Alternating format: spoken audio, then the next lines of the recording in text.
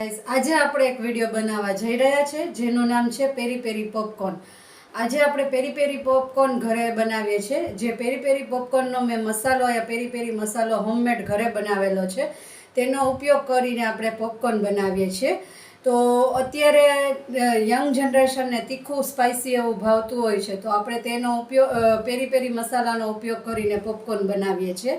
અને તમને એની ટાઈમ જ્યારે ભૂખ લાગી હોય કે તમે ટીવી સિરિયલ પિક્ચર્સ મૂવી જોતા હોય ત્યારે તમને એમ થાય કે ટાઈમપાસ માટે પોપકોર્ન ખાવી છે, તો આપણે આ પોપકોર્ન ઇઝી ટુ વે 2 મિનિટમાં બની જાય તેવી પોપકોર્ન છે.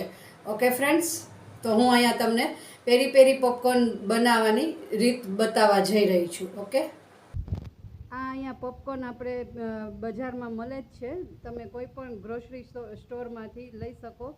અત્યારે મેં આ પોપકોર્નનું પેકેટ લીધું છે મેજિક બટર મસાલાનું, તો એ હું હવે બનાવવા જઈ રહી છું.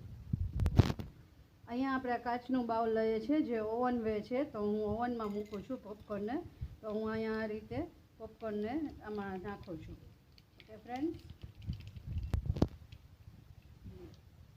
બસ હવે અહીંયા આપણે 1/2 ટીસ્પૂન પેરી પેરી મસાલો નાખીએ છીએ. ઓકે ફ્રેન્ડ્સ,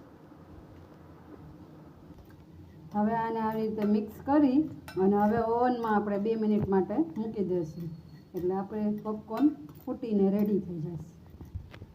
આ રીતે આપણે ઓવનમાં મૂકીએ છીએ. હવે આપણે તેને ચાલુ કરીશું. તો અહીંયા રેડી છે આપણી પોપકોર્ન. જે પેરી પેરી પોપકોર્ન આપણે બનાવી છે તે અહીંયા રેડી છે. તો અહીંયા આપણી આ પેરી પેરી પોપકોર્ન રેડી છે, ઇઝી ટુ વે થઈ ગઈ છે. તો તમે પણ આ રીતે બનાવજો અને ઘરના લોકોને ખવડાવજો. Okay friends, like share subscribe કરજો. Okay bye. અહીંયા આપણી પોપકોર્ન રેડી છે અને હું ખાઈ અને તમને ચખાડીને બતાડું છું. एकदम सुपर्ब और यमी.